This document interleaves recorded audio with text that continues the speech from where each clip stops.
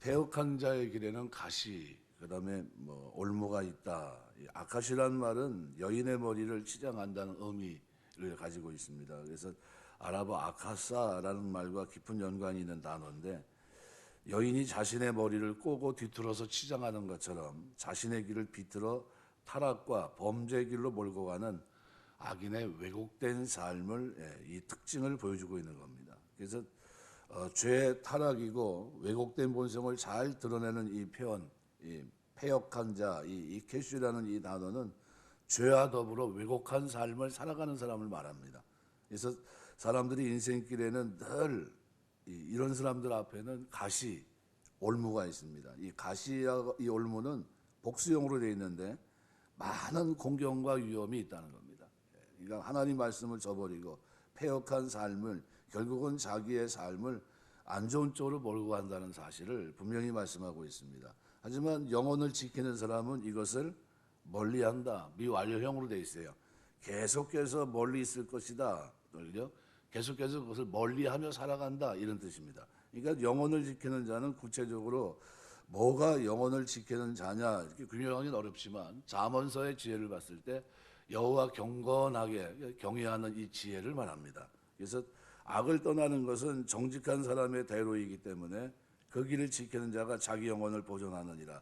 16장 17절 말씀이거든요. 그러니까 이 교훈을 의거할 때 영혼을 지킨다라는 표현은 악을 떠난 정직한 사람의 길을 지키는 것으로도 말할 수 있습니다. 그러니까 우리가 어떤 사람이 형통하냐, 하나님 말씀을 따라서 삼가할 줄 아는 사람이 형통하다는 거예요. 그래서 패역한 길에는 굉장히 안 좋습니다. 그래서 이 패역하다는 말은 원래는 구부러졌다는 뜻입니다. 그래서 삐뚤어지고 왜곡되고 사악해진 성품, 이런 사람을 말합니다. 이런 사람들에게는 이 가시, 종종 우리가 말한 대로 방해 또는 장애 또는 찌르는 고통, 뭐 여러 가지가 있겠죠. 올무는 뭡니까? 그 길에 가시와 올무가 있다. 그러니까 새나 짐승이 덫에 걸려서 갑작스럽게 사로잡히고 갑작스럽게 멸망하고 이런 겁니다. 그러니까 패역한 자의 길에는 가시와 올무가 있다는 말은 결국 하나님을 거역하고 삐뚤어진 길을 가는 사악한 자들에게는 여러 장애가 끊이지 않는다. 어떤 복수형으로 되어 있어요. 계속해서 그런 일이 끝나질 않는다는 거예요. 반복되고 또 반복되고 결국은 그로 인해 죽는다는 겁니다. 반면에 영혼을 지키는 사람이라는 것은, 지키는 자란 패역한 자와 대조됩니다. 아주 의롭고 바른 성품을 지닌 사람입니다. 가시와 올무를 멀리한다고 했습니다. 이런 사람은 이게 결국 바른 성품으로 믿음으로 삼가고 의를 행하는 자는 장애나 고통 대신 형통함 속에서 생명을 보존하게 된다는 것을 말합니다. 이 앞에 어제 잠깐 마지막 4절에 겸손과 여호와를 경외함의 보상은 재물과 영광과 생명이다. 그때 어느 게 가장 강조점이 있습니까? 생명이거든요. 생명. 하나님이 우리에게 주신 게 뭡니까? 생명 아닙니까? 새 생명 가운데 행하는 삶, 활력 있는 삶입니다. 이제는 영생의 삶이고, 이제는 어떻게 해요? 말씀 따라 살아가는 삶입니다. 아주 능력 있는 삶입니다. 재물과 영광은 단수지만 생명은 뭡니까? 복수예요. 우리 날들이에요. 살아가는 날 동안 어떻게 살아야 됩니까? 힘있게, 활기차게, 능동적으로, 그냥 우리가 봐도 저렇게 살아야 될 텐데 라는 삶이에요. 그러니까 그런 삶은 뭐와 관계되어 있습니까? 여호와를 경외하는 것과 관계가 되어 있다는 거예요. 그러니까 이런 사실을 기억한다면 5절도 패역한 자에게는 뭡니까? 여호와를 경외하는 그 삶으로부터 떨어진 걸 말합니다. 거기에는 가시와 올무가 있고 반복된다는 겁니다. 계속해서 복수형입니다. 또 영혼을 지키는 자는 이를 멀리한다. 이거는 계속해서 미완료형입니다. 그러니까 우리가 살아가는 동안 내내 어떻게 살아야 됩니까? 나 스스로 패역의 길을 저버리고 여호와를 경외하는 그 길로 나아가야 된다는 걸 얘기합니다. 우리가 하나님 섬기며 사는 동안 하나님 기대에 부응하는, 은혜에 부응하는 의의 길을 쫓는, 하나님 앞에 경건하고 사람들 앞에 의를 행하며 사랑을 실천하는 이 삶이 오늘 저와 여러분의 삶이 되시길 주의 이름으로 축원합니다. 세상 사람들은 이걸 뭐 그렇게 그다지 크게 생각하지 않습니다. 왜요? 심판이 없다고 생각하니까요. 심판이 없다고 생각하니까 행동이 어때요? 제한이 없습니다. 마구 나에게 조금이라도 도움이 된다면 그 길을 택합니다. 패역한 길, 머리를 꼬고 가는, 단장하는 것 같은 길이죠. 근데 포장된 것 같고 그렇지만 결국은 어떻게 됩니까? 그로 인해 하나님 앞에 버림을 받는다. 신명기 29장 9절 보면 그런즉 너희는 이 언약의 말씀을 지켜 행하라. 그리하면 너희 하는 모든 일이 형통하리라. 시편 1편 3절에도 보면 저는 시냇가에 심은 나무가 시절을 쫓아 과실을 맺으며 그 잎사귀가 마르지 않음 같으니 그 행사가 다 형통하리로다. 이게 뭐와 관계되어 있습니까? 하나님 말씀을 따라서 묵상하고 그죠? 하가하면서 그 말씀을 따라 어떻게 해요? 하나님을 경외하는 사람들에게는 하나님께서 우리에게 좋은 것, 그죠? 좋은 것 주십니다. 그래서 여기 영혼을 지키는 자는 멀리한다는 거예요. 우리는 누굽니까? 영혼을 지키는 자들이에요. 영혼이 이게 회복이 됐잖아요. 누구 때문에요? 구속하신 우리 주님 은혜 아닙니까? 엄청난 은혜 아닙니까? 하나님 앞에 나아갈 수 있는 이걸 지키기 위해서 어떻게 합니까?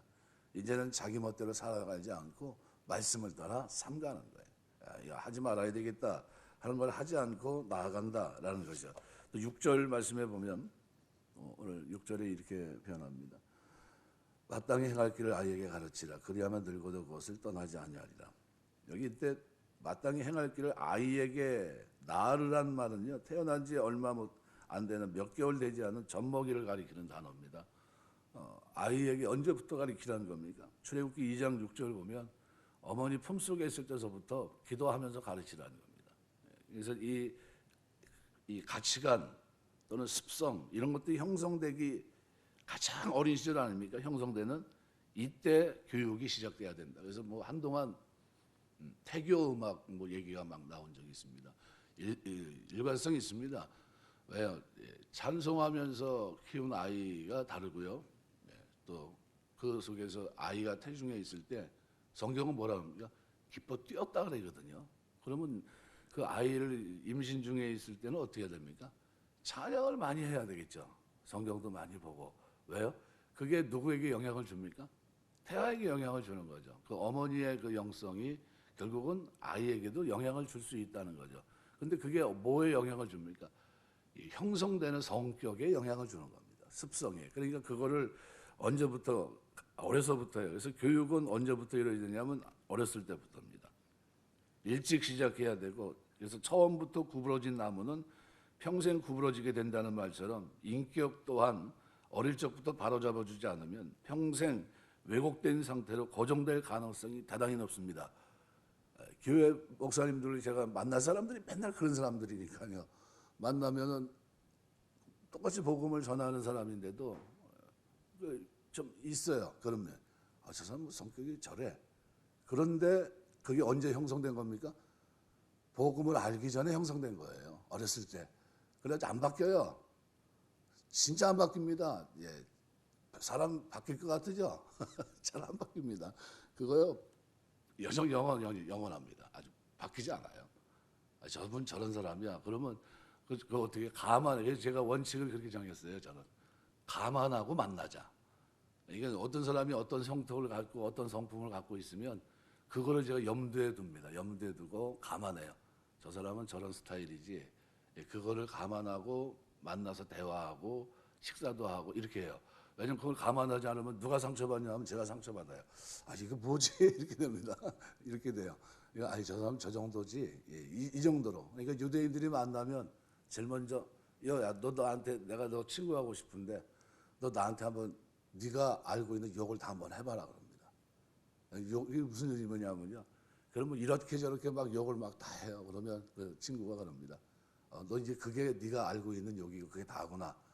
그래 이제 그 정도면 내가 알겠다는 거예요. 그리고 그 친구를 받아들입니다. 이게 무슨 얘기냐면 그 친구의 가장 밑바닥을 본 거예요. 그래서 저 정도면 내가 감안하고 친구할 수 있겠다. 그래가지고 받아들인다는 그런 의미입니다. 이게 우리가 하나님이 우리를 받아들이셨어요. 원수되었었고 죄인 중에 어떻게 보면 경건치 않을 때 우리를 십자가 지시고 우리를 속량하셨어요. 그런데 그렇게 그냥 내버려 둘 것 같지는 않잖아요. 어떻게 합니까? 그래서 성령을 선물로 주셔서 우리 속 사람을 바꾸기 시작합니다. 새 사람. 지난날은 죄 가운데 살았던 잘못된 성품이라면 이제는 성령 안에서 새로운 성품을 가질 수 있도록 만드세요. 그래서 그게 뭐냐면 신의 성품에 참여한 거룩함입니다. 그 속에서 깨달으면서 깊이 깨달으면서 내 몸을 치는 겁니다. 이게 지난날 하나님 십자가 지게 했던 그겁니다 하면서 어떻게 우는 겁니다. 그리고 이제는 바르게 살겠습니다. 이제 하나님 기대에 살면서 하나님 영광에 살겠습니다 하면서 어떻게 해요? 생각서부터 마음의 심령서부터 새롭게 되고 그다음에 뭐예요? 삶의 모습에서도 달라지는 겁니다. 그게 성화의 삶이에요. 하나하나 바뀌는 거예요. 한꺼번에 싹 바뀝니까? 안 바뀌어요. 언제까지 바뀌어야 됩니까? 주님 부르시는 그 전날까지도 똑같이 우리는 이 길을 걸어가는 겁니다. 이것도 성화의 삶도 미완료형입니다. 계속 진행형입니다. 진행형. 그래서 완벽한 사람이 있습니까? 없습니까? 그러니까 사람 보고 실족하지 말라는 얘기를 하는 겁니다. 완벽한 사람은 하나도 없어요. 구원 받았음에도 불구하고 완벽합니까? 완벽하지 못해요. 이게 우리가 그래서 이런 완벽성을 좀 기하기 위해서라면 우리가 그래도 근사치라는 게 있어요. 근사치. 그게 뭡니까? 어려서부터 잘 가르쳐서 진짜 하나님이 원하는 그런 모습으로 성장하는 게 마땅히 필요하겠죠. 그래서 마땅히 행할 길을 아이에게 가르치라. 자녀 교육의 내용인데 일찍 시작하라는 겁니다. 무엇을 가르칠 것인가 하는 것도 중요하지만 자녀에게 지식, 기술을 가르치기 전에 어떻게 행해야 될 바, 그죠? 어떻게 살아야 되느냐 이걸 가르치란 말입니다. 그러니까 말씀을 가르치면서 바른 인격, 신앙을 지닌 인간으로 양육해야 된다는 겁니다. 이런 사실이 너무나 중요한 것은 인간 본분이 하나님을 경외하고 그 명령을 지키는 것, 전도서 12장 13절에 있기 때문입니다. 그러니까 그러할 때만이 참된 지혜를 얻어 형통한 삶을 살아갈 수 있습니다. 왜요? 말씀을 따라 왜곡된 길을 걸어가지 않아야 된다는 거죠. 그러니까 본문은 어떤 자세와 방법으로 가르칠 것인가 하는 교훈, 여기에 대해서 교훈을 하고 있는데 가르치다라는 이 말이 우리 거기에 대한 해답을 정확하게 주고 있는 겁니다. 그래서 주석가 가운데 델리치 같은 사람은 이 말은 바치다라는 뜻과 함께 샘 어게통의 아랍어에서는 젖먹이에게 대추야자 시럽을 떠먹인다라는 의미로도 사용된다고 합니다. 젖먹이에게 대추야자 시럽을 떠먹여요. 자, 그게 뭡니까? 가르친다는 말입니다. 이 가르친다는 말은 젖먹이에게 말씀을 떠먹이듯 정성으로 가르치되 그 목적이 하나님께 드려지기 위해서, 그 성품이, 그 인격이 하나님 앞에 드려지기 위해서 어려서부터 어떻게 해요? 드리는 겁니다. 그래서 한나가 자식을 낳고 자기가 키워서, 그죠? 젖될 때 되니까 누구한테 갖다 줍니까? 제사장에게 갖다 주잖아요. 거기서 배우라고. 왜요? 여기서 배우면 안 될 것 같으니까. 사무엘상 1장 11절에서 28절. 그러니까 오늘날 우리가 사람들이 뭐 영재 교육을 얘기를 합니다. 일찍부터 시작해서 아주 뭐 열심히 해요. 그런데 다 뭐 가르치는 겁니까? 인격 도덕 교육을 가르치는 게 아닙니다. 그건 그죠? 뭘 가르치는 겁니까? 따지고 보면 이 땅에서 어떻게 하면 성공할까를 어려서부터 하는 겁니다. 다 외우는 건데 기술만 자꾸 얘기해요. 그러면 안 됩니다. 진짜 중요한 건 뭡니까? 성품이에요. 그래서 사무엘상 2장 17절에서 17절이나 22절, 34절 보면 자녀 교육을 실패했던 엘리의 모습을 기록하고 있거든요. 그러니까 자녀들의 비행을 금하지 않고, 그죠? 문제가 되고 하나님의 심판을 받았던 한 가족의 모습이 기록되어 있습니다. 그래서 우리는 자녀 교육은 어떻게 빠를수록 좋고, 그래서 할아버지 할머니가 대단히 중요합니다. 왜요? 자녀 교육이 누구 손에 달려 있습니까? 할아버지 할머니 손에 달려 있어요. 사실은 요즘 산업화 시대에 어머니 아버지는 다 직장 다니고 돈 벌러 다니고 하면서 할아버지 할머니 달리는데, 그런데 거의 90몇 프로가 다 실패하고 있어요. 왜 실패합니까? 하자는 대로 다 내버려 두니까 실패하는 겁니다. 그 아이들을 떠먹여주듯이 뭘 먹여야 됩니까? 말씀을 먹여야 되는데 말씀을 안 먹이고 엉뚱한 것만 자꾸 해주는 거예요. 장난감 사주고 인형 사주고 다 좋은데 사주지 말라는 소리가 아니라 진짜 중요한 건 뭡니까? 얘가 말씀 안에서 바른 성품을 소유하는 도덕적으로 온전한 이런 아이로 성장할 수 있도록 어떻게 해요? 가늠해야 돼요. 자꾸 가르쳐야 된다는 겁니다. 그게 습관이 되도록. 신명기 11장 19절 그것을 너희 자녀에게 가르치며 집에 앉았을 때든지 길을 행할 때든지 누웠을 때든지 일어날 때든지 말씀을 강론하고. 이거 뭡니까? 신명기 쉐마를 얘기할 때도 늘 강조하는 게 뭡니까? 마음판에 새기게 하라. 이것이 습관처럼 움직일 수 있게 하라는 겁니다. 디모데후서 3장 15절 내가 어려서부터 성경을 알았나니 성경은 능히 너로 하여금 그리스도 예수 안에 있는 믿음으로 말미암아 구원에 이르는 지혜가 있게 하느니라. 그래서 이 가르치라는 이 하나크라는 원형은요, 성전이나 집에 낙성식을 거행할 때 사용되는 표현입니다. 봉헌하다, 바치다라는 뜻이에요. 그러니까 어린아이로 하여금 도덕적이고 종교적인 삶을 사는 것을 서약하게끔 한다라는 의미를 포함하고 있는 겁니다. 그러니까 가르침의 교육의 목적이 딱 뭡니까?